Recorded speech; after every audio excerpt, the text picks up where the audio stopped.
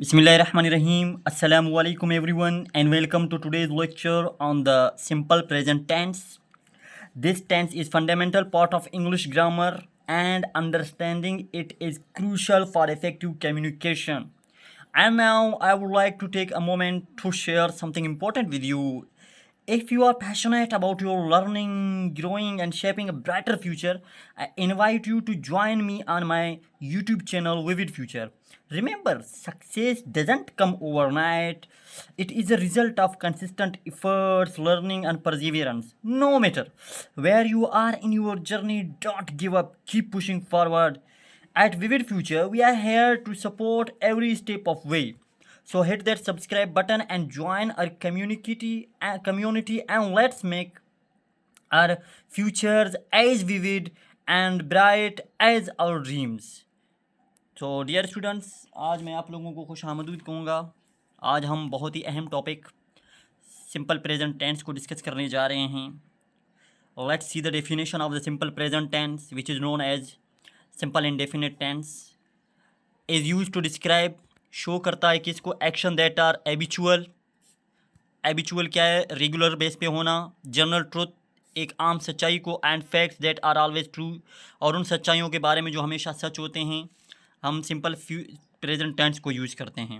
मैंने यहाँ पे बनाया रेगुलर एक्शंस, या जिन्हें हम एबिचुअल एक्शंस भी कहेंगे। जैसे ही प्लेज फुटबॉल डेली, वो रोज़ाना फुटबॉल खेलता है। ये क्या है डियर स्टूडेंट्स? रेगुलर एक्शन है। जनरल ट्रुथ या फैक्ट या हकीकत क्या होता है? एक सच, आम सच या truth. Sun rises in the east, ये एक सच है, नेचर है, ठीक है। जो है ना, सूरज कहाँ से? अपना मशरिक से तुलू होता है, ठीक है स्टूडेंट। एंड स्केजुअल्ड इवेंट, यानी जैसे the train leaves at 6 PM, जो है ना ट्रेन 6 बजे रवाना होता है, ठीक है।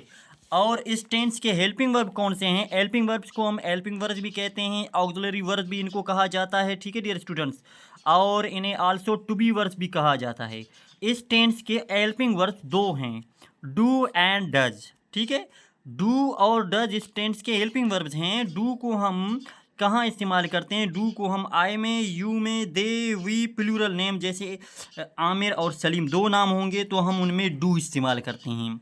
और डज को हम कहाँ इस्तेमाल करते हैं? ही, शी, इट, सिंगुलर नेम जैसे आमिरुल्लाह, ठीक है। सो इनमें हम डज इस्तेमाल करते हैं। सब्जेक्ट जब हमारा सिंगुलर हो तो उसमें डज, अगर सब्जेक्ट हमारा प्लूरल हो तो उनमें डू, मा सिवाय हाय के, ठीक है।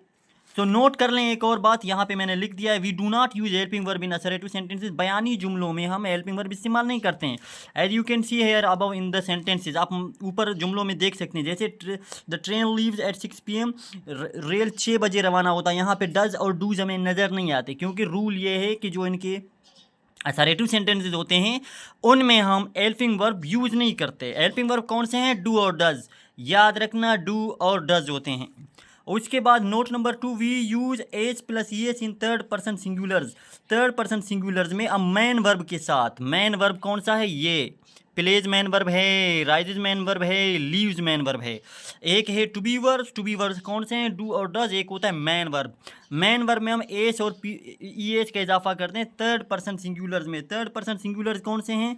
जैसे ही, she, it are singular name, जैसे you can see in the above sentences that I put s or es in the third person singulars, okay, in the main verb.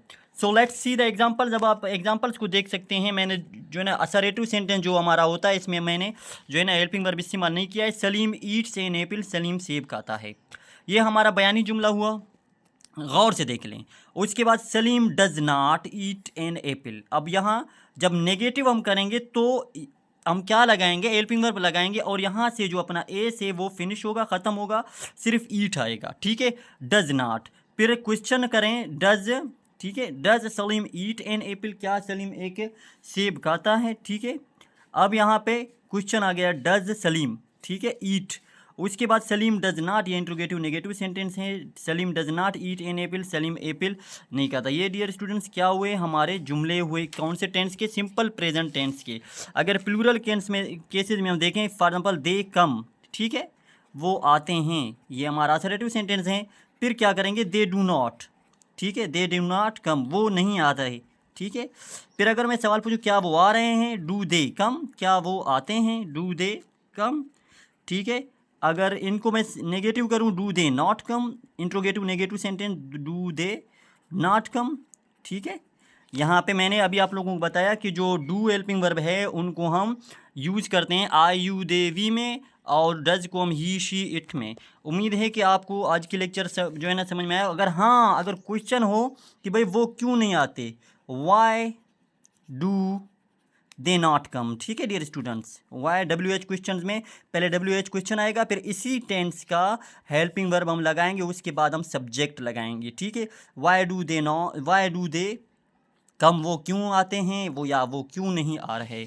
उम्मीद है कि डियर स्टूडेंट्स आज की लेक्चर आप लोगों की समझ में आई होगी। अगर आप मज़ीद टेंसेस के बारे में जानना चाहते हैं और सीखना चाहते हैं तो मेरे channel vivid future YouTube channel को सब्सक्राइब करें, शेयर करें, लाइक करें।